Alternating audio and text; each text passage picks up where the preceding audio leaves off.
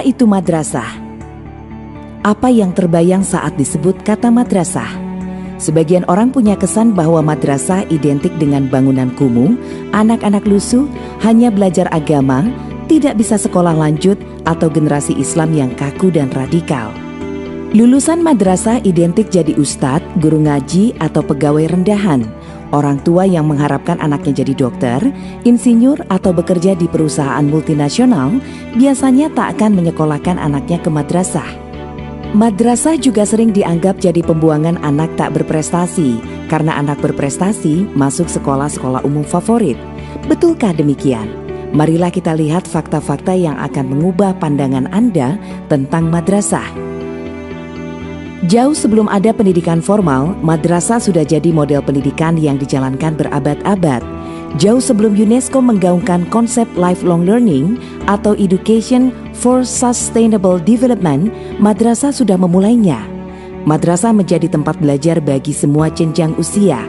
Raudatul Atfal untuk tingkat TK, Madrasah Ibtidaiyah untuk tingkat SD, Madrasah Sanawiyah untuk tingkat SMP, dan Aliyah untuk tingkat SMA.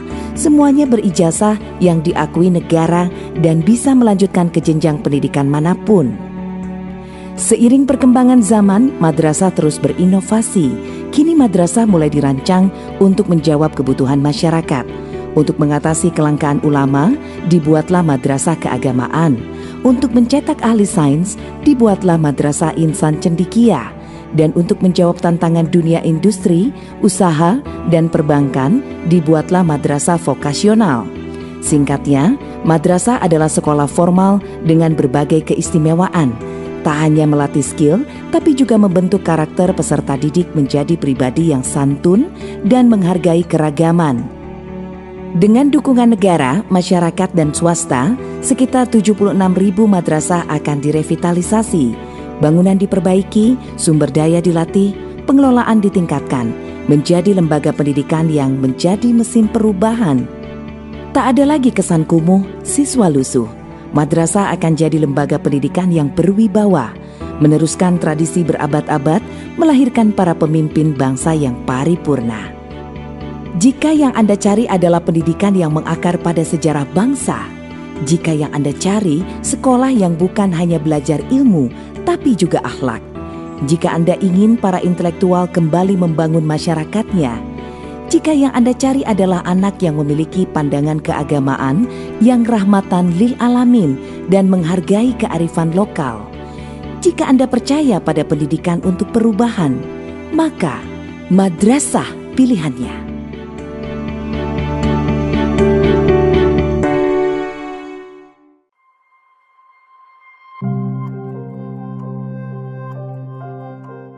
Tidak sedikit dari kita bertanya, mengapa Kementerian Agama hadir menjadi salah satu kementerian yang mengelola pendidikan di Indonesia? Mengapa muncul madrasah sebagai lembaga pendidikan Islam yang kian berkembang pesat? Ada sejarah panjang di balik hadirnya Kementerian Agama di Indonesia. Realitas politik menjelang dan masa awal kemerdekaan menunjukkan bahwa pembentukan Kementerian Agama memerlukan perjuangan yang tidak mudah. Kita coba mundur sejenak pada masa ketika Jepang menduduki Indonesia. Jepang menawarkan untuk mengantarkan Indonesia menuju kemerdekaan dan meminta para pejuang bangsa Indonesia untuk membentuk BPUPKI atau Badan Penyelidik Usaha Persiapan Kemerdekaan Indonesia. BPUPKI berisikan anggota yang terbagi menjadi dua kelompok, yaitu kelompok nasionalis dan kelompok agama. Kedua kelompok yang berbeda ini menyebabkan ada dua pilihan dasar Indonesia, yaitu Indonesia didirikan atas dasar agama atau atas dasar negara. Pertentangan dua kelompok besar ini makin lama makin menguat dan hampir saja deadlock di dalam BPUPKI. Akhirnya bertemulah kesepakatan antara kelompok agama dan kelompok nasionalis, yaitu Indonesia berdasarkan Pancasila dengan rumusan Piagam Jakarta yang diputuskan pada tanggal 22 Juni 1945.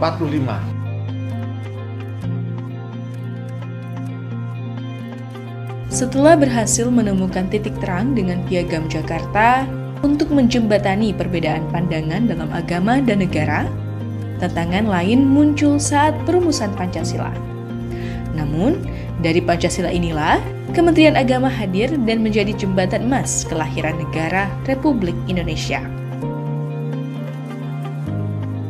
Pancasila berdasarkan Piagam Jakarta ini menetapkan sila pertama adalah ketuhanan dengan kewajiban menjalankan syariat Islam bagi para pemeluknya.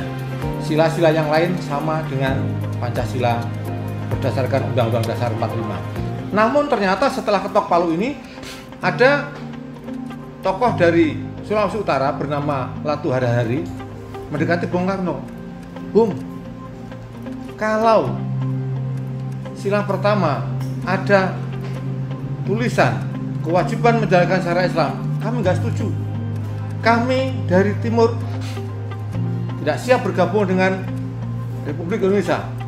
Kalau itu dipaksakan, kami nggak bergabung. Maka mohon tulisan itu diubah. Akhirnya demi bangsa dan negara, Bung Karno dengan kepiawaiannya luar biasa melakukan pendekatan dengan tokoh-tokoh agama. Di situ ada Bapak Kiai Haji Wahid Hasyim, ada Bapak Kiai Haji Agus Salim, kemudian ada Bapak Kasman Singodimojo dan sebagainya. Bung Karno bicara dengan mereka. Bung Karno punya ide, begini saja, sila pertama kita coret 7 kata dan diubah menjadi ketuhanan yang Maha Esa.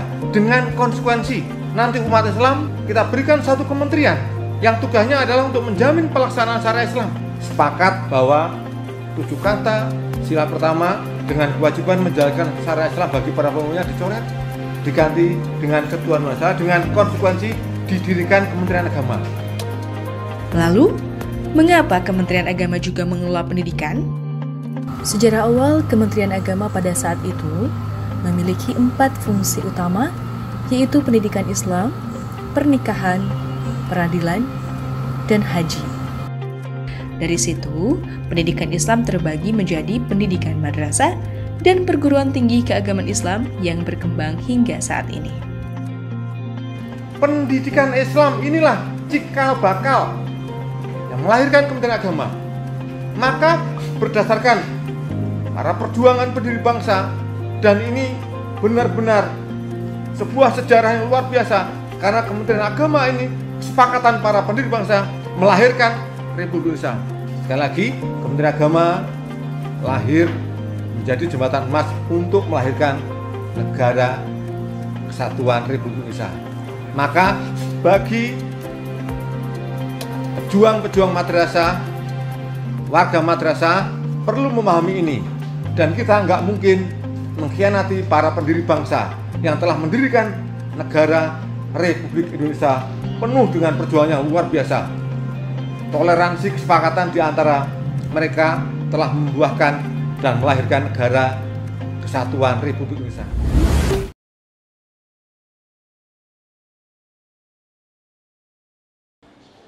Assalamualaikum warahmatullahi wabarakatuh. Bapak Ibu guru sekaligus sebagai tutor dan pembimbing kegiatan Matsama pada tahun ajaran 2021-2022 yang saya hormati. Tak lupa anak-anakku para peserta didik baru yang saya cintai. Pada kesempatan hari ini saya akan menyampaikan materi tentang sejarah berdirinya Madrasah Tsanawiyah Nurul Ulum Sembayat. Sebagaimana yang kalian telah lihat tentang pemaparan pendidikan secara nasional, mari kita mengerucut ya. Kita akan melihat tentang madrasah kita sendiri, yaitu Madrasah Tsanawiyah Nurul Ulum Sembayat. Bagaimana sejarah berdirinya hingga sampai berkembang menjadi salah satu madrasah sanawiyah yang besar di Kabupaten Tegal. Anak-anakku yang saya cintai, materi tentang sejarah berdirinya madrasah menjadi bagian dari materi secara menyeluruh yang ada di kegiatan Madsama di awal tahun ini. Sejarah berdirinya MTS Nurul Ulum Jembayat ini sebenarnya kita telah melihat sejarah sebagaimana yang saya pribadi alami, bahwa MTS Nurul Ulum Jembayat memang dulu bernama Madrasah Sanawiyah Nur Al-Hikmah. Jadi tepatnya sejarah itu mencatat yang namanya Nurul Hikmah.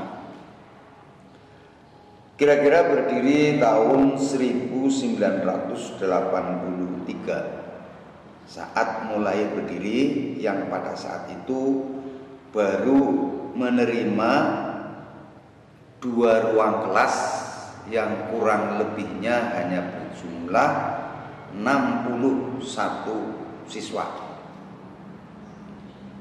Kemudian berkembang setelah tahun 1984, madrasah ini berubah namanya, yaitu menjadi Madrasah Sanawiyah Nurul Ulum Jembayat.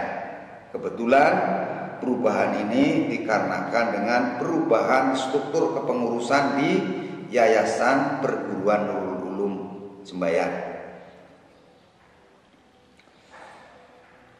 Kemudian setelah berubah namanya menjadi Madrasah Nurul Ulum Jembayat, awalnya yaitu tahun 1984, madrasah ini mulai membangun ruang kelas atau yang lebih dikenal sekarang itu namanya rombel, ruang rombel, rombongan belajar. Dan waktu pembangunan awal hanya mampu membangun 4 ruang kelas. Kemudian 1 ruang kepala madrasah yang digabung dengan ruang guru, mengingat lokasi atau lahan tanah yang baru sedikit yang tersedia. Yayasan Pendidikan Nurul Ulum dalam membangun madrasah di tahun 1984 ini menempati lahan tanah kurang lebihnya seluas 3.500 meter persegi. Kemudian berkembang pada tahun 1987 sampai dengan 1988, bangunan dikembangkan menjadi 6 ruang kelas atau 6 rombel, 1 ruang kepala madrasah dan 1 ruang guru yang masih bersamaan dengan ruang TU. Nah, seiring berjalannya waktu dan begitu besarnya antusias warga masyarakat Desa Jembayat dan juga desa-desa di sekitarnya seperti Bukasari, Desa Danaraja, Jatilawang, kemudian Kaliwungu, Banjaranyar, sampai Margasari, Kalisalak, bahkan sampai ada di kecamatan lain seperti di Walahar, yaitu masuk di Kecamatan Larangan, Kabupaten Brebes. Ini sudah mulai banyak yang masuk menjadi siswa Madrasah Sanawiyah Nurul Ulum Jembayat. Seiring berjalannya waktu, nah, madrasah ini berkembang kira-kira itu di tahun 1999 ya, sampai dengan 1994 MTS Nurul Ulum terus berkembang, bahkan sempat menyentuh bangunan itu menjadi 12 ruang kelas, bahkan sampai mampu membangun 1 ruang perpustakaan, hingga di akhir tahun 1998 madrasah ini mampu membangun musola yang merupakan sarana ibadah, sebagai sarana yang mampu menjadikan satu tempat kegiatan keagamaan di madrasah ini. Bangunan ruang kelas hingga di tahun 1998 itu alhamdulillah kami Madrasah Nurul Jembayat bisa menjadikan 15 ruang kelas atau paralel 55 ya, sampai dengan di tahun 2000. Bahkan di tahun 2000 itu sendiri mencoba untuk mengembangkan kembali dan mampu membangun laboratorium IPA yang ada di sebelah selatan masjid. Dan 4 tahun kemudian, tepatnya di tahun 2005, kita sudah memiliki laboratorium bahasa yang waktu itu mendapat suntikan dana dari Departemen Agama Pusat, dapat 1 ruang lengkap dengan isinya, yang sekarang beralih fungsi menjadi laboratorium komputer.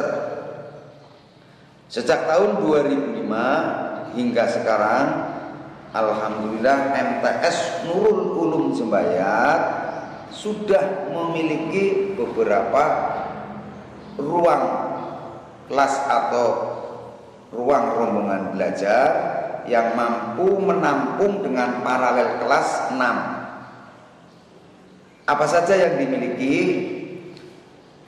Sejak tahun 2005 tadi, beberapa fasilitas sarana dan prasarana yang telah dimiliki oleh MTS Nurul Ulum Jembayat, yaitu ruang kelas atau rombel sejumlah 18. Dari 18 ruang kelas itu atau rombel itu, 6 ruang untuk kelas 7, 6 ruang untuk kelas 8, dan 6 ruangnya untuk kelas 9 yang sampai sekarang masih mampu bertahan pada paralel 6 atau 18 ruang belajar itu. Kemudian fasilitas atau sarana yang lain yang dimiliki oleh MTS Nurul Ulum Jembayat, yaitu 1 ruang kepala madrasah, 1 ruang kepala madrasah yang ada di sebelah utara menghadap ke barat, menghadap ke timur, 1 ruang guru bersebelahan, ada di sebelah selatannya ruang kepala madrasah. Kemudian 1 laboratorium IPA itu posisinya berada di sebelah selatan masjid. Kemudian di sebelah utara menghadap ke selatan ada ruang lab komputer yang digunakan untuk menunjang pendidikan atau pembelajaran TIK. Yang lain ada 1 ruang perpustakaan yang cukup representatif dan insya Allah terus masih dalam perkembangan. Untuk toilet sebagai sarana yang berupa MCK, untuk siswa itu ada 8 toilet, yaitu untuk siswa putra dan putri. Kemudian untuk guru ada 2 ruang atau 2 kamar toilet, dan untuk kepala madrasah ada 1 ruang khusus. Untuk sarana yang lain, sarana di atas tadi masih ada yang belum kami sebutkan, yaitu ada sarana yang menunjang kegiatan keolahragaan, yaitu 1 lapangan bola voli. Kemudian sarana olahraga yang lainnya seperti meja untuk tenis meja, meja tenis sejumlah 2. Kemudian tadi belum saya sebutkan ada fasilitas yang lain, yaitu untuk tempat parkir Bapak Ibu guru yang ada di sebelah utara dari lab komputer.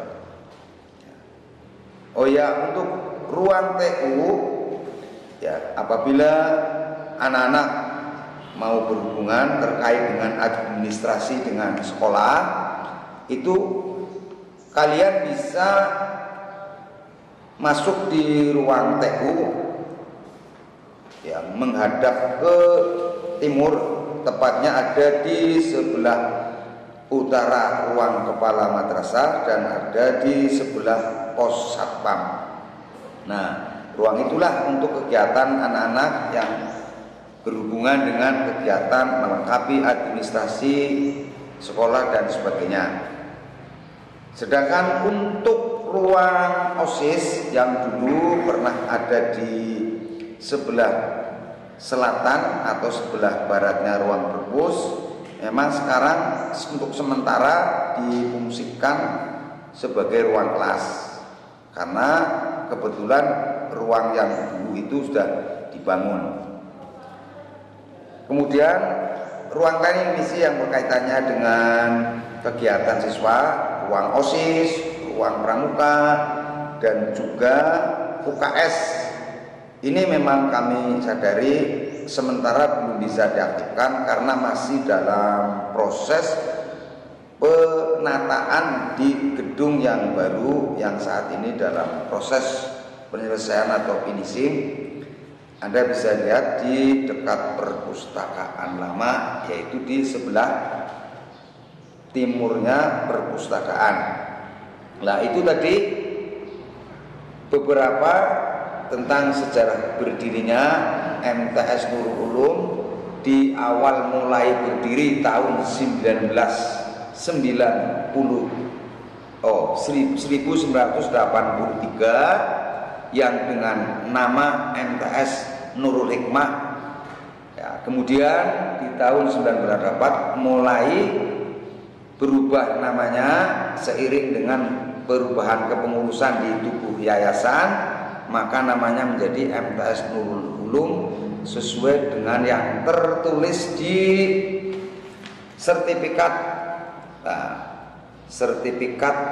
madrasah atau izin melaksanakan atau izin menyelenggarakan pendidikan. Nah, itu tadi yang saya sampaikan beberapa tentang sejarah berdirinya MTS ya, yang tadi di awal baru disebutkan. Di awal pembangunan itu baru menempati lahan 3.500 meter, dan sekarang bisa kami sampaikan bahwa MTS Nurul Ulum Jembayat sejak berdiri hingga tahun 2021 alhamdulillah terus berkembang, baik dari sisi pembelajaran maupun juga dari sarana prasarananya, termasuk tadi untuk lahan tanah yang ditempati ini sampai sekarang sudah mencapai 7.000 meter persegi. Nah, ini untuk ruang dan sebagainya satu persatu nanti kita bisa antar untuk bisa diselesaikan, bisa dilihat dengan pemandu oleh Bapak Ibu guru yang kebetulan memangku sebagai pembimbing atau sebagai tutor. Nah, itu yang bisa sampaikan sejarah berdirinya MTS. Saya akhiri sampai itu dulu. Billahi taufiq wal hidayah. Wassalamualaikum warahmatullahi wabarakatuh.